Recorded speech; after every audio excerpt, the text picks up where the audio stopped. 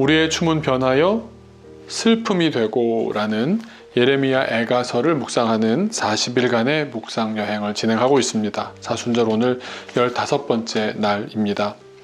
예레미야 애가 3장 1, 2, 3절 석절 말씀을 제가 먼저 읽겠습니다. 여호와의 분노의 매로 말미암아 고난당한 자는 나로다. 나를 이끌어 어둠 안에서 걸어가게 하시고 빛 안에서 걸어가지 못하게 하셨으며 종일토록 손을 들어 자주 나를 치시는도다. 오늘 본문을 눈으로 마음으로 읽으시며 먼저 개인 묵상을 해보시면 좋겠습니다.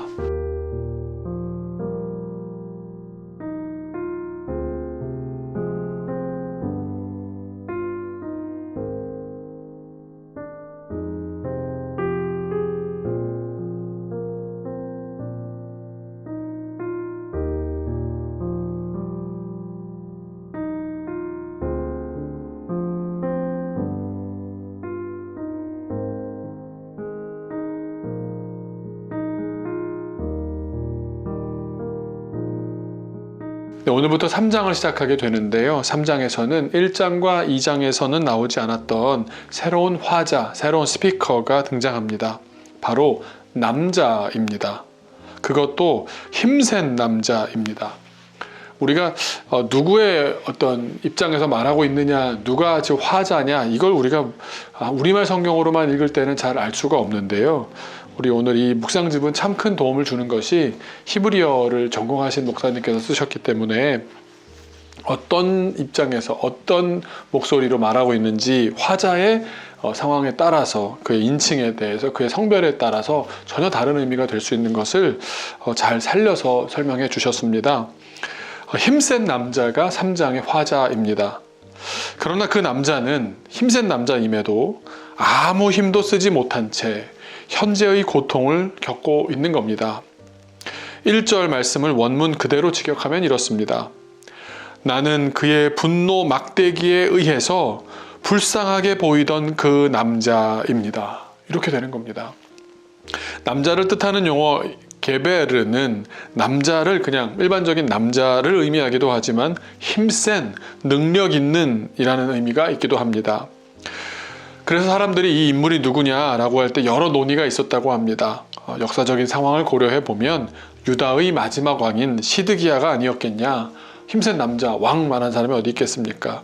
그런데 꼭 그 사람을 가리키는 것이 아니어도 이 용어를 사용하는 이유는 분명히 알 수가 있습니다. 바로 힘이 있든 왕이든 능력이 있든 없든 아무 상관없이 인간이 갖고 있는 모든 신분이나 비교 우위에 있는 어떤 능력이나 권력이나 하나님의 심판 앞에서는, 하나님이 인도하시고 하나님이 진행하시는 심판 앞에서는 누구나 무력해지는 결과를 맞이할 수밖에 없었다라는 것을 강조하기 위해서 이 화자가 등장하는 것입니다.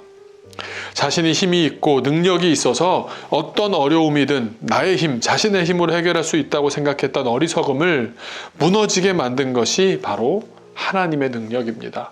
이 땅에 있는 힘과 같지 않은 겁니다.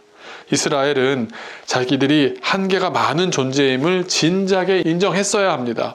그러나 하나님의 심판을 겪고서야 모든 피조물은 한계가 있다는 사실 인정할 수밖에 없게 되고 또 그럴 때에야 비로소 겸손해질 수밖에 없는 겁니다. 때리는 매라고 번역한 히브리어 쉐베트는 시편 23편에서 목자가 양들을 보호하는 데 사용한 막대기와 같은 단어입니다. 지팡이와 막대기가 나를 안위하십니다 할 때 이 막대기 말이죠. 둘 다 하나님의 진노의 상징이 되었습니다. 우리 지팡이는 따뜻하게 인도해주는 역할이라면 막대기는 때리는, 또 혼내는, 또 어딘가로 이렇게 안내를 해주고 경각심을 불러일으키기 위해 던지는 그런 용도였습니다. 하나님의 진노의 상징인 겁니다. 우리 2장에서까지는 자주 목격할 수 있었던 것처럼 이스라엘 안에서 하나님의 은혜의 상징이었던 여러 단어들이 이제는 분노와 심판의 상징으로 변해버렸던 것을 우리가 확인했었는데요. 과거에는 하나님의 임재, 하나님의 은혜를 상징했던 단어나 행동들이 이제는 심판과 관련되기도 합니다.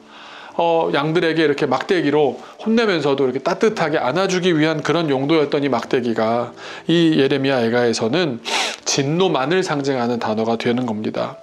3절에서도 하나님의 손은 과거에 이스라엘을 위한 하나님의 구원의 능력이었습니다. 그러나 이제는 더 이상 하나님의 능력, 구원의 능력을 상징하지 않습니다. 하나님은 그 손을 이스라엘을 심판하기 위해서 들고 계시기 때문입니다. 오늘 본문에 따라서 우리 삶에 적용해 보고자 합니다. 어려움과 고난 중에 때로는 우리 스스로의 지혜로 헤쳐나가야 할 때도 있습니다. 하지만 많은 상황들이 우리가 해결할 수 없는 것 참 많습니다. 그럼에도 우리는 버틸 수 있다면, 해볼만 하다면 하나님은 찾지 않고 자기 힘으로 해보려 합니다. 마지막에 가서야 내 힘으로 도저히 안 된다는 것을 깨달았을 때에야 비로소 하나님을 찾습니다. 우리가 조금만 더 일찍, 조금만 더 미리 하나님을 찾을 수는 없을까요? 강한 자라고 내가 나 자신을 인식하는 한, 그렇게 나를 여기는 한, 우리의 생각을 내려놓지 못하는 한, 우리는 주님을 찾지 않는 겁니다. 한계 많은 존재임을 늘 인식하고 산다면 얼마나 좋겠습니까? 그렇다면 우리의 삶은 주님과 더불어 달라진 삶이 될 것입니다. 우리 공동으로 기도하면서 오늘의 묵상을 마치겠습니다. 주님, 우리는 결코 강하지 않습니다. 강하다는 착각 속에 빠져 살지 않도록 도와주옵소서. 어려움의 끝에 가서야 하나님을 찾으며 왜 그동안 우리에게 관심이 없었냐고 하나님을 원망하지 않도록 도와주옵소서. 어려움과 고통의 시기를 만날 때 가장 먼저 하나님을 찾을 수 있는 삶이 되도록 도와주옵소서. 예수님의 이름으로 기도하옵나이다. 아멘.